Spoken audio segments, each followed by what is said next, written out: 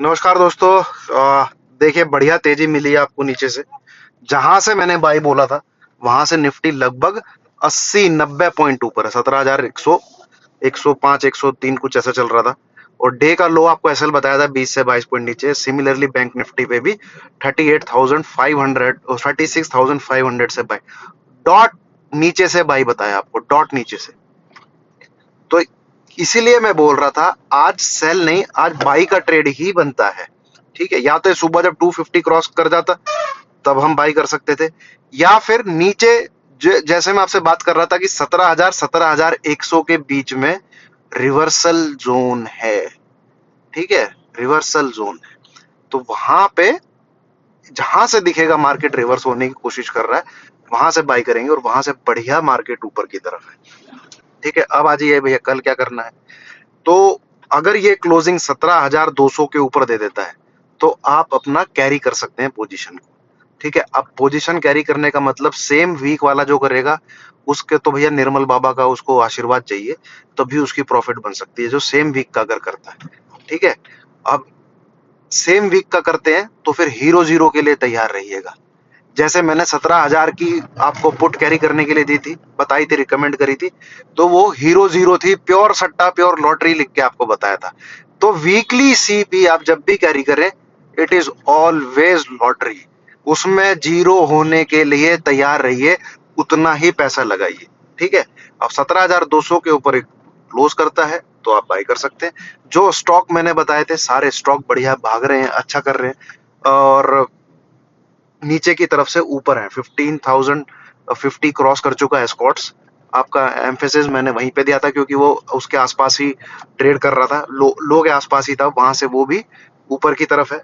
IGL भी लगभग ठीक ठाक है, और बजाज फाइनेंस भी ठीक ठाक लग रहा है मुझे बाय करने के लिए। इनफैक्ट फाइनेंस सेक्टर में आप बाय कर सकते हैं।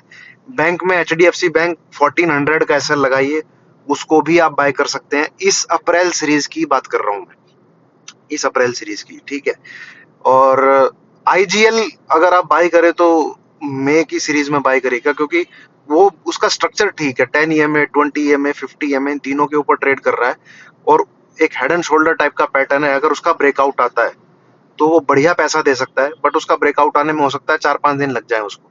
तो कायदे से, नियम के हिसाब से उसकी जो बाइंग है वो 400 के ऊपर ही बनती है, बट उसका पैटर्न अच्छा खासा बन चुका है, तो आप उसमें बाई इनिशिएट कर सकते हैं आईजीएल में। अब यहां से निफ्टी अगर 17,200 के ऊपर क्लोज नहीं करता है तो भाई फिर कुछ कैरी करके मत जाइएगा। ठीक है, ये मेरी आप बात ध्यान से समझिए।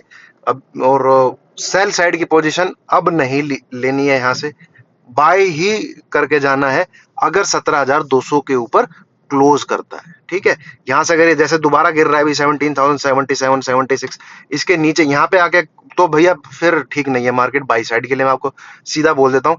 बट सेल ना करके जाइएगा। ठीक है, क्योंकि नीचे से लगभग 100 पॉइंट खींच दिया है, तो सेल नहीं करके जाना है। मैं पुट मतलब कैरी करके नहीं जानी है, ये पुट कैरी करके जाने वाला जोन नहीं है, ये आप समझिए। ठीक है, तो इतना ही है दोस्तों, वीडियो अपलोड करते करते टाइम हो जाएगा। आई होप आपका पैसा बना होगा। ठीक है, सेल साइड में भी बना होगा, कॉल साइड में भी बना होगा, तो थोड़ी नॉलेज है तभी आप इस मार्केट से पैसा निकाल सकते हैं। तो पहले थोड़ा सा, क्या कहते हैं उसको, एक्सपीरियंस होना बहुत जरूरी है। सीधा पैसे की लेके ट्रेडिंग हैवी क्वांटिटी में मत करिए।